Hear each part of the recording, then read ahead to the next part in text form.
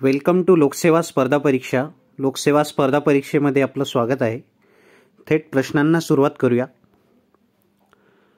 पहिला प्रश्न world water day बद्दल आहे किंवा पहिली इन्फॉर्मेशन जी आहे ती वर्ल्ड वॉटर डे बद्दल आहे. 22 मार्चला आपण दरवर्षी वर्ल्ड वॉटर डे म्हणजे जागतिक जलदिन म्हणून साजरा करतो. 22 मार्च हा दिवस 1993 पासून आपण जागतिक जलदिन म्हणून साजरा करतो.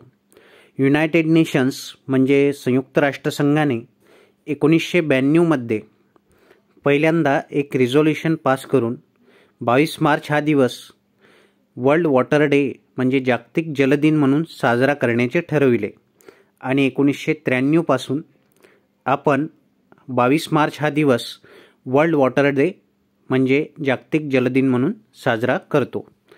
तर यावर्षी 22 मार्च 2024ला वर्ल्ड वॉटर डे याची थीम होती water for piece. Water for piece अशी यावर्षीची थीम होती वर्ल्ड वॉटर डेसाठी. पुढचा प्रश्न आहे 2024 यावर्षी IPLचा कितवा हंगाम होणार आहे? याचं उत्तर आहे 17वा. प्रश्न आहे IPLचा कितवा हंगाम होणार आहे? कितवा हंगाम म्हणजे सीझन, कितवा सीझन होणार आहे IPLचा? उत्तर आहे 17वा. हा IPLचा 17वा सीझन आहे आणि महेंद्रसिंग धोनी भारताचे जे कर्णधार आहेत, भारताचे कर्णधार राहिलेले आहेत. IPLचे चेन्नई सुपर किंग्सकडून ते अनेक वेळा कर्णधार राहिले आहे. धोनीच्या कारकिर्दीमध्ये चेन्नई सुपर किंग्सने 5 वेळा विजेतेपद IPLचे विजेतेपद मिळवले आहे धोनीच्या कारकिर्दीमध्ये आणि महेंद्रसिंग धोनी यांचे हे शेवटचे IPL असेल. तर यावर्षी जी IPL होत आहे यामध्ये चेन्नई सुपर किंग्सचा जो कॅप्टन आहे, कर्णधार आहे, तो ऋतुराज गायकवाड असणार आहे.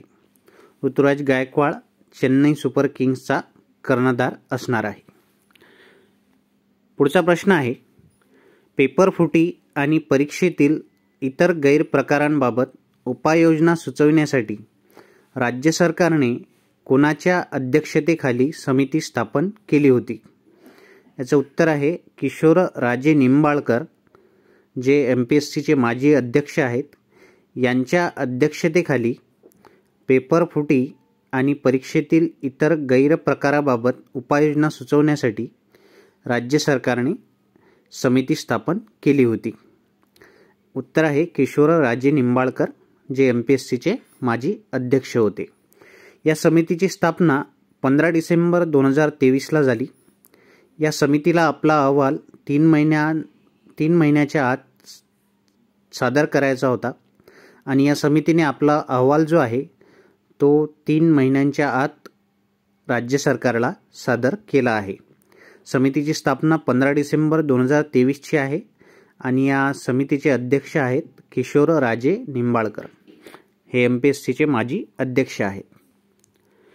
पुढचा प्रश्न आहे हु वॉज मार्सेलो गांधिनी? मार्चेलो गांधिनी कोण होते? मार्चेलो गांधिनी यांचे 13 मार्च 2024 रोजी निधन झाले. मार्चेलो गांधिनी हे इटालियन कार डिझायनर होते. Marcello Gandini was a Italian car designer.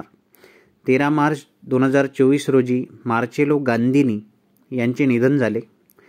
मोटारींसाठी वर उघडणारे दरवाजे ही कल्पना अल्फा रोमिओ 33 कराबो या गाडीसाठी त्यांनी पहिल्यांदा वापरली.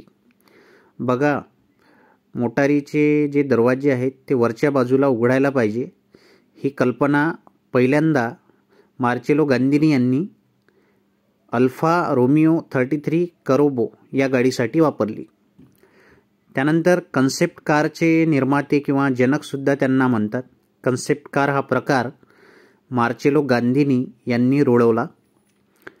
लंबोर्गिनी कार आपल्याला माहिती असेल. या लंबोर्गिनी कारचे मॅक्झिमम मॉडेल्सचे डिझाईन, जवळपास सर्व मॉडेल्सचे डिझाईन हे मार्चेलो गांधिनी यांनी केले आहेत.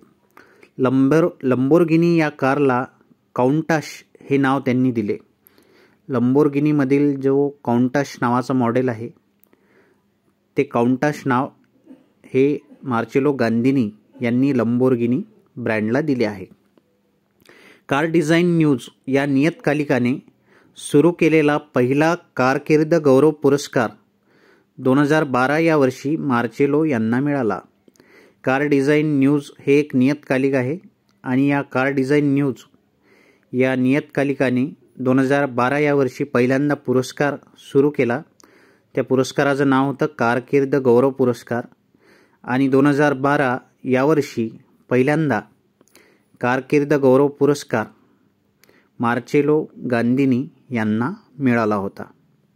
आजच्या व्हिडिओमध्ये इथेच थांबूया. परत भेटूया अशाच एका नवीन व्हिडिओमध्ये. तोपर्यंत आपणा सर्वांचे खूप खूप धन्यवाद.